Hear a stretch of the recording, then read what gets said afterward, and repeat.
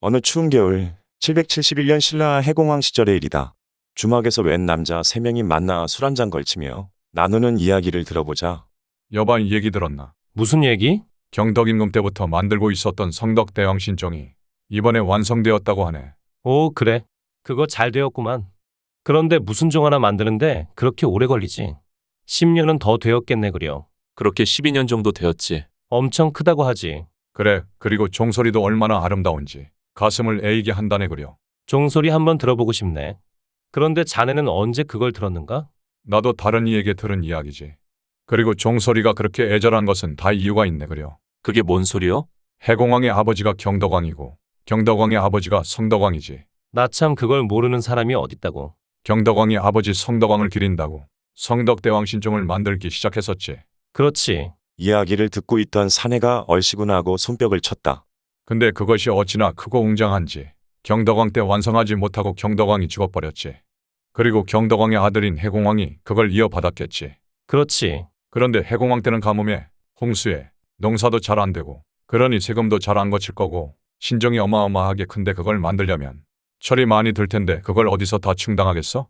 듣고 보니 그러하이. 그래서 스님들이 종을 만들기 위한 돈을 시주받았는데 시주받으러 다니던 스님이 어떤 집에 갔는데 그 집이 엄청 가난했던 거야. 그 집에는 과부가 한 명 있었는데 시주를 하고 싶지만 있는 건 갓난아기 뿐이네요 라고 스님께 말했지. 스님은 어쩔 수 없어서 다른 곳으로 가서 열심히 시주를 받았지. 그런데 신종이 도무지 완성이 되질 않아 점을 쳐보니 받아올 시주를 받아오지 않았다라고 점괘가 나오는 게 아닌가. 곰곰이 생각해보니 딱 한 집이 마음에 걸렸다지. 그 과부가 있던 그 집. 그래서 하는 수 없이 스님은 아이를 시주하겠다던 그 집을 찾아가 아이를 빼앗아 들고 강제로 데려와 아이를 샘물에 던졌다고 하네. 이후 종이 완성되었고 종을 칠 때마다 종소리가 에미일레라라고 울린다지 뭔가. 헉, 그게 무슨 망측한 소리인가? 나도 들은 이야기일세. 무슨 남양 특집도 아니고. 옆에서 아무 말 없이 잠자코 듣던 사내도 화들짝 놀라 정색을 하며 말했다. 옛기 이 사람아 순장이 금지된 지가 지증왕 때니까. 벌써 200년도 더 되지를 않았나? 그렇지. 300년 정도 되었겠지. 그런데 산채로 애기를 거기다 넣는다고? 그게 말이 되나? 그렇지, 말이 안 되지. 너무도 가혹한 이야기이네. 아무리 지금의 해공왕이 어리고 유약하다 해도 이런저런 말들을 지어내면 안 되는 것이야. 에고, 그냥 그런 이야기가 떠돌아다닌다 하는 거지 뭐. 그나저나 우리 봉덕사로 가서 그 성덕대왕 신종이나 보고 옵세. 그래, 그렇게 하세나. 이렇게 해서 젊은이 3명은 서둘러 봉덕사로 갔다. 그들이 본 성덕대 왕신종에는 무릇 시극한 돈은 형상의 밖을 둘러싸고 있어서 보아도 그 근원을 볼 수가 없고 아주 큰 소리는 천지 사이에 진동하고 있어서 들어서는 그 울림을 들을 수 없다. 이러한 이유로 가설을 세워 진실의 오묘함을 보듯이 신종을 매달아 놓아 일승의 원음을 깨닫고자 하니라 라고 새겨져 있었다. 그렇게 3명은 봉덕사에서 성덕왕의 명복을 빌었다. 구독해 주셔서 감사합니다. 신라 설화 활잘서는 겉하지 시작하겠습니다. 때는 신라 제52대 효공왕 시절이었다. 진성여왕의 후임으로 효공왕이 즉위하였다. 진성여왕 시절 문장가로 이름을 떨친 최치원이 있었다. 그는 진성여왕 때 신임을 받아 시무십여조를 건의하였으나 그의 개혁은 중앙귀족의 반발로 실현되지 못했다. 진성여왕은 그를 귀히 여겨 육도품으로서 오를 수 있는 최고 관직인 아찬으로 임명하였다. 그로 몇 년 후 진성여왕이 왕위에서 물러나고 효공왕이 왕위에 올랐다. 나는 전국 각지로 유랑을 다닐까 하오. 가기 전에 한 가지 부탁이 있어. 최치원이 함께 수학하였던 동무에게 이야기하였다. 아니 갑자기 관직에서 물러나더니 거기에 유랑이라니. 나를 알아주던 진성여 왕이 왕위에서 물러났으니 나도 관직에서 물러남이 바람직하지. 그런 소리 마시게. 글을 하나 써주기 바라오.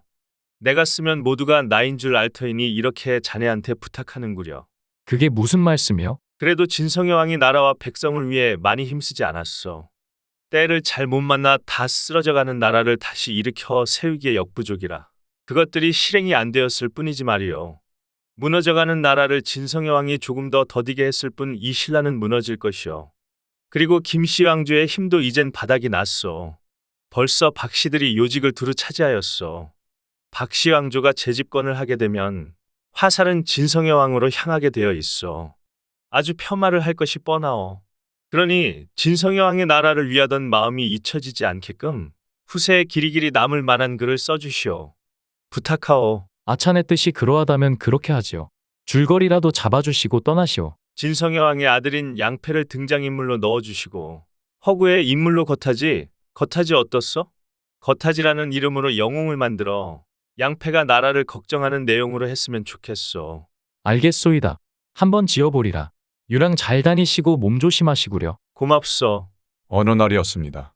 진성여왕의 아들 양패가 당나라 사신으로 떠나게 되었습니다. 백제의 해적이 서해 바다를 막고 있다고 하니 활을 잘 쏘는 사람 50명을 뽑도록 하시오. 양패가 신하들에게 말했다. 신하들은 공사 10명을 뽑아 배에 태웠다. 항해를 시작한 지 며칠이 지나도 해적은 나타나지 않았다. 하늘이 우리를 돕는 모양이구나. 양패가 웃으며 말했다. 배가 골대도에 닿았을 때 바람과 파도가 크게 일어나 배가 움직일 수가 없었다. 거기서 10여일을 머물게 되었다. 이상한 일이구나. 멀쩡하던 하늘이 노했나. 일관을 불러 점을 치게 하거라. 이 섬에 신령한 연못이 있으니 그곳에 제사를 지내면 바람과 파도를 잠재울 수 있습니다. 일관에 말했다. 양패는 그 말을 듣고 제사를 지냈다. 그날 밤이었다. 양패의 꿈에 노인이 나타나 활 잘 쏘는 한 사람을 이곳에 남겨두면 무사히 목적지까지 갈 수 있을 것이다. 라고 했다. 양패는 신하들에게 누구를 남겨두어야 하는가? 하고 물었다. 선뜻 나서는 사람이 없자 한 신하가 말했다. 마땅히 나무 조각 신기를 만들어서 우리 무리의 이름을 쓰고 물에 담가 제일 먼저 물에 가라앉는 나무 조각의 주인이 이 섬에 남는 것이 좋을 듯합니다. 활 쏘는 사람 50명이 제 이름을 나무 조각에 적고는 일제히 연못에 던졌다. 가장 먼저 가라앉는 나무 조각이 겉하지의 것이었다. 그럼 겉하지만 이 섬에 남고 나머지는 출발하도록 하자. 양패가 말했다. 겉하지를 남기고 배에 올라타니 몰아치던 비바람이 잠잠해지더니 순풍이 불어 안전하게 배가 나아갔다. 혼자 섬에 남겨져 깊은 시름에 빠져있던 겉하지 앞에 노인이 나타나 나는 서해 바다의 신인데 이곳에 유수를 부리는 못된 귀신이 살고 있어서 해가 뜰 때면 하늘에서 내려와 다란이를 외우면서 이 못을 세 바퀴 돈단다. 그러면 우리 부부와 자손들이 모두 물 위로 떠올라 귀신이 내 자손의 간을 모조리 빼어먹는다. 이제 우리 부부와 딸 하나만 남아있는데 내일 아침이면 반드시 올 것이니 청컨대 그대가 그 귀신을 쏘아 주시오. 활 쏘는 일이라면 내장기인이 명령대로 하겠습니다. 그 말에 노인이 흡족해하며 사라졌다. 동이 트기를 기다리며 겉하지가 숨어서 엎드려 있는데 과연 귀신이 나타나더니 연못을 돌면서 주문을 외웠다. 이때 겉하지가 활을 쏘아 귀신을 마치면 바로 늙은 여우로 변하여 땅에 떨어져 죽었다. 노인이 나와 살해하기를 그대가 나를 살렸으니 바다만 준다면 내 딸을 아내로 주겠소. 주신다면 거절하지 않겠습니다. 노인은 흐뭇해하며 그의 딸을 고성이로 변화시켜 품속에 넣어주며 말했다. 자네를 보내주겠다. 내 딸이니 이 꽃을 받아 주머니에 잘 간직하고 목적지에 닥거든 주머니에서 꺼내도록 하시오. 그리고 두 용에게 명하여 겉하지를 데리고 양패가 타고 있는 배를 뒤쫓아가도록 하였다. 당나라 국경에 들어갔을 때 당나라 백성들이 신라의 배를 용 2마리가 업고 오는 것을 보고는 황제에게 보고하였다. 신라의 사신이 비상한 사람일 것이라고 여긴 황제는 잔치를 베풀고 금과 비단을 선물하여 보냈다. 겉하지는 고국으로 돌아와 주머니에서 꽃송이를 꺼내니 여인으로 변신하여 함께 살았다. 그리고 그들은 행복하였다. 오늘의 겉하지 설화 마치도록 하겠습니다. 구독해 주셔서 감사합니다. 신라 설화 김유신과 세선녀 시작하겠습니다. 김유신은 18배 화랑이 되었다. 김유신을 따르던 여러 화랑들 중에 백석이라는 사람이 있었다. 그는 김유신과 가까이 지내려 애썼고 김유신도 그런 그가 싫지 않았다. 유신공은 꿈이 무엇이요? 나는 삼국을 통일하여 우리 신라를 평화롭고 부강하게 만들고 싶소이다. 유신공이라면 해낼 수 있을 것이요. 그리하려면 미리 이웃의 백제와 고구려에 대한 사정을 알아야 할 터이니 저와 함께 고구려로 가서 나라 사정을 살펴보는 것이 어떠하오? 그것 좋소이다. 이리하여 김유신과 백석은 고구려로 떠났다. 고구려로 가는 길목에 이르렀을 때였다. 어디선가 나타난 여인 2명이 같이 가기를 청하였다. 김유신과 백석은 두 여인의 부탁을 들어주기로 하고 함께 길을 떠났다. 얼마 안 가서 고라천 부근에 이르렀을 때 또 한 여인이 동행을 청하니 그 또한 부탁을 들어주어 일행은 총 5명이 되었다. 주막에서 하룻밤을 보내기로 하고 잠이 들었는데 한 여인이 다가와 김유신을 불러내었다. 마침 백석은 잠이 들어 있었다. 김유신은 한 여인을 따라 나서니 다른 두 여인도 따라 나왔다. 주위를 살피고는 숲으로 들어갔다. 유신공, 백석이라는 자는 고구려의 첩자요. 몸 조심하십시오. 그대들은 누구요? 우리는 내림과 혈례, 고려의 호국신이요. 신라의 운명이 유신공에게 달렸기에 당신을 구하고자 이렇게 뒤따라온 것이요. 고구려로 가면 목숨이 위험하오니 어서 신라로 돌아가시오. 새 여인은 말을 마치고 유유히 사라졌다. 상황을 파악한 김유신은 백석을 깨웠다. 백석 신라에 아주 중요한 문서를 두고 왔다네. 돌아가서 그 문서를 가지고 다시 오도록 함세. 집으로 돌아온 김유신은 백석을 잡아 묶고는 정체를 물었다. 그러자 백석은 자신은 고구려 사람이라고 했다. 옛날 고구려에 해괴한 일이 생겼는데 아래로 흐르던 강물이 거꾸로 흘러 왕은 추남이라는 점쟁이를 불러 점을 치게 하였는데 추남은 왕비의 행실이 올바르지 못하여 생긴 일이라고 했다. 왕비는 추남이 거짓말을 한다며 울고 불고하였다. 이에 왕은 추남을 시험해 보기로 하였다. 왕은 쥐 한 마리를 상자에 넣고 몇 마리인지 추남에게 맞춰보라고 하였다. 8마리입니다. 왕은 틀린 답을 말한 추남을 죽여버렸다. 추남은 죽으면서 신라의 장군으로 태어나 고구려를 멸망시킬 것이라고 했다. 추남이 죽은 뒤 쥐의 배를 갈라보니 배 안에 새끼가 7마리 들어있었다. 그날 밤 왕은 추남이 신라 김서현의 집으로 들어가는 꿈을 꾸었다. 고구려 왕은 김서현의 부인이 사내 아이를 낳으면 감시하라고 명령했다. 그래서 김유신을 죽이러 자객을 보낸 것이었다. 그 자객이 백석이었고 추남이 김유신이었다. 김유신은 그 자리에서 백석을 처형하고 새 호국신에게 제사를 올렸다. 구독해주셔서 감사합니다. 신라 직위설화 시작하겠습니다. 때는 신라 제27대 선덕여왕 시절이었다. 선덕여왕은 진평왕의 맞달로 성품이 인자하고 지혜로울 뿐 아니라 영모 또한 아름다워서 백성들로부터 칭송과 찬사를 받았다. 어느 날이었다. 활리역에 사는 직위가 서라벌로 나왔다가 선덕여왕이 행차하는 모습을 보게 되었다. 아, 선덕여왕님이시다. 어쩜 저리도 아름다울 수가 있지. 선녀가 따로 없구나. 직위는 여왕을 보자마자 첫눈에 반해버렸다. 나의 선덕여왕님. 직위는 서라벌에 온 동네방네를 뛰어다니며 미친 듯이 소리 질렸다. 병사들이 잡아다가 이놈 지금 선덕여왕님을 입에 올렸더냐? 너 맛 좀 봐라. 매질도 하고 훈계도 하였지만 그때뿐이었다. 이 일이 계속되자 백성들이 모두 알게 되었다. 그러던 어느 날이었다.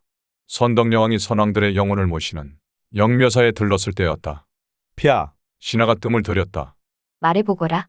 직위라는 자가 있는데 폐하를 사모하여 상사병에 걸려 죽음을 앞두고 있다 하옵니다. 오시라. 안타까운 일이구나. 사흘 뒤 영묘사의 불공을 드리러 갈 것이다. 불공을 드린 누에 만날 볼 터이니 탑에서 기다리라고 하거라. 선덕여왕의 말은 곧바로 직위에게 전해졌다. 선덕여왕을 만난다는 설레임에 사흘 밤을 뜬 눈으로 지센 직위는 사흘 후 아침이 되자마자 영묘사로 달려갔다. 나의 선덕여왕님. 마음씨 또한 곱습니다. 혼잣말로 중얼거렸다. 그리고 하루 종일 탑에서 여왕이 오기만을 기다린 직위는 순간 잠이 들어버렸다. 얼마 되지 않아 여왕이 도착했다. 여왕은 직위가 깨어나기를 기다리다가 손목에 팔찌를 빼서 직위의 가슴에 얹어주고 자리를 떴다. 한참이 지난 뒤 직위는 잠에서 깨어 여왕의 팔찌를 발견했다. 흑흑, 며칠을 뜬 눈으로 밤을 샜는데 그 잠시를 참지 못하고 잠이 들 수 있단 말인가? 직위는 머리를 쥐어뜯으며 울부짖었다. 흑흑, 저 같은 머저리는 살 가치도 없습니다. 하늘이시여, 부처님이시여, 저의 목숨을 거두어 주시옵소서. 결국 직위는 커질 대로 커진 여왕에 대한 사랑과 본인의 어리석음에 대한 후회 때문에 심장이 활활 타서 그 자리에서 죽고 말았다. 폐하 영묘사에서 직위가 불에 타 죽었다 하옵니다. 사건의 전말을 전해들은 선덕여왕은 안타깝구나. 그의 집에 쌀 10석을 보내도록 하라. 이러한 선덕여왕의 선행은 순식간에 백성들에게 퍼져나갔다. 백성들의 어려움을 살피고 백성을 아끼는 여왕의 온화한 인품에 백성들은 감동을 받았다. 그리고 선덕여왕은 직위는 마음에서 불이 일어 몸을 태우고 화신이 되었네. 푸른 바다 방멀리 흘러갔으니 보지도 말고 친하지도 말지어다. 라는 불귀신을 쫓는 주문을 지어 화재에 예방하고자 하였다. 백성들은 불귀신이 된 직위가 선덕여왕의 명만 따르기에 선덕여왕이 지은 주문을 써서 대문에 붙여놓았다. 그랬더니 화재를 면할 수 있었다. 구독해주셔서 감사합니다. 선덕여왕은 참 대단한 분일세. 직위 이야기도 정치에 사용할 줄 알고 말이야. 이번에 민심을 완전히 얻었어. 참 총명하고 현명하시단 말이야. 두말하면 잔소리지. 신라시대 설화 묘정의 구슬편 시작하겠습니다. 원성왕 시절의 이야기이다. 나라의 흉년이 거듭되고 그로 인해 나라 안팎의 민심이 좋지 않았다. 거기다가 도적대도 늘어났다. 이에 원성왕이 황룡사의 지혜 스님을 궁궐로 모셨다. 이때 지혜 스님을 따라 한 젊은 스님도 함께 궁궐로 들어왔다. 그리고 50일 동안 화엄경을 외계하였다. 이제 그 젊은 스님 묘정의 이야기가 시작된다. 몇 년 뒤 황룡사절에서 아주 초라한 모습에 묘정이 슬픈 표정으로 옛동무 길모와 이야기를 하는 중이었다. 묘정, 얼굴이 왜 이리도 야위었나? 당나라에 가서 인정받고 있다고 했는데 무슨 일 있었던 것인가? 묘정은 조용히 생각에 잠겼다. 그 구슬은 스님에게 좋은 일을 가져다 줄 것입니다. 하지만 욕심을 내면 큰 낭패를 볼 것입니다. 자라의 말이 뼈가 사무치게 가슴을 때렸다. 왜 그 말을 깊이 새겨 듣지 않았을까? 묘정은 후회가 밀려들었다. 내가 어쩌다가 이 모양이 된 것이지? 그게 무슨 말인가? 묘정이 잠잠히 그간의 일을 돌이켜보았다. 그리고 길상을 잠시 쳐다보며 입을 열었다. 너도 알다시피 나는 원성왕의 명으로 지혜 스님을 따라 궁궐로 들어가고 지혜 스님의 심부름을 하고 불상을 모시고 부처님의 말씀을 전하는 법당에 향을 피우는 일을 맡고 있었지. 그리고 스님들의 식사가 끝나면 설거지를 했었지. 그릇을 씻으러 연못으로 갈 때마다 자라가 머리를 내밀며 나를 쳐다보았지. 나는 자라가 귀여워 밥그릇에 붙은 밥풀을 떼어 자라에게 주었지. 정말 뿌듯했었는데 어느덧 시간이 지나 왕과 약속한 50일이 되었지. 그 다음날 궁궐을 떠나야 된다 생각하니 자라에게 작별 인사를 해야 될 것 같았지. 길상이 말없이 고개를 끄덕였다. 그리고 마지막으로 자라에게 밥풀을 떼어주며 이젠 안녕이다. 나는 내게 50일 동안 꼬박 밥풀을 주었는데 너는 뭐 없냐? 갑자기 자라가 물속으로 들어가더니 입에 무언가를 물고 나왔지. 무엇인가 하고 내가 손을 내미니 자가라 손 위로 옥색의 구슬을 떨어뜨렸지. 농담이었는데 진짜 선물을 주는 거야? 너무 이쁜 구슬이구나. 그 말이 끝나자마자 자라가 내게 그랬지. 그 구슬을 가지고 계시면 스님에게 좋은 일이 일어날 것입니다. 하지만 욕심을 내면 큰 낭패를 볼 것입니다. 그날부터 그 구슬을 몸에 지니고 다녔지. 그 다음 날이 궁궐을 떠나는 날인데 임금님이 나를 불러 궁궐에 남아있으라고 하셨지. 나는 너무도 좋아 펄쩍펄쩍 뛰었지. 결국 지혜 스님 홀로 궁궐을 떠났고 나는 임금님 옆에서 편한 생활을 하게 되었지. 그리고 재상의 추천으로 그 재상과 함께 당나라로 떠나게 되었지. 그 재상도 나를 아끼고 잘 대해주었지. 그리고 당나라에 도착하여 황제를 만났지. 당나라 황제는 나에게 귀한 손님을 대하듯 매일 좋은 음식과 옷을 주었었지. 그렇게 잘해주시는데 나는 그 은혜에 보답은 못할 망정 교만해지기 시작했지. 여기서부터 잘 못 되어 간 거지. 그것을 그때는 잘 몰랐던 거야. 시간이 지날수록 교만함이 높아져 나중에는 인사도 하지 않게 되었지. 그리고 귀찮은 일은 쳐다보지도 않았고 날이 갈수록 게을러졌지. 그러던 어느 날이었지. 궁궐을 거닐다가 관상쟁이와 마주치게 되었는데 고개를 갸우뚱하던 관상쟁이가 황제에게 달려가 아뢰었지. 나의 관상을 살펴보건대 훌륭한 구석이라고는 하나도 없다고 말이지. 그런데 왜 모든 사람들이 내게 잘해주는 거냐고 반문을 한 거지. 그래서 어찌 되었나? 그때서야 황제도 그럼 잘 못 본 것인가 하며 의아심을 가지기 시작한 거야. 그 말에 관상쟁이가 몸에 특별한 무언가를 지니고 있기 때문이 아닌가 한다라고 황제께 말씀드린 거야. 그 말을 들은 황제께서 내 몸을 뒤지게 해 자라가 준 구슬을 찾아냈지. 그래서 몇 년 전에 황제가 가장 아끼던 구슬 하나를 잃어버렸는데 그 구슬이었던 거야. 저런. 그리고 불같이 화를 내시며 어찌 황제의 물건에 손을 대냐며 당장 나를 궁에서 쫓아내셨지. 그리고 나를 좋아하던 신하들도 모두 나를 미워하며 거들떠 보지도 않았어. 나는 어쩔 수 없이 신라로 돌아와 임금님께 인사를 하러 갔지. 임금님도 신하들도 모두 나를 쳐다도 보지 않았지. 그래서 원래 내가 몸담았던 황룡사로 돌아온 거야. 내 욕심이 과했던 거지. 아무런 노력 없이 사랑받기만 바랬으니까. 내 능력이 아닌 구슬이 만들어준 이미지를 내 것이냥 생각하고 누려버렸으니까 이런 결과가 나올 수밖에 없었던 거야. 묘정, 지금이라도 다시 시작하면 돼. 힘내게나. 구독해주셔서 감사합니다.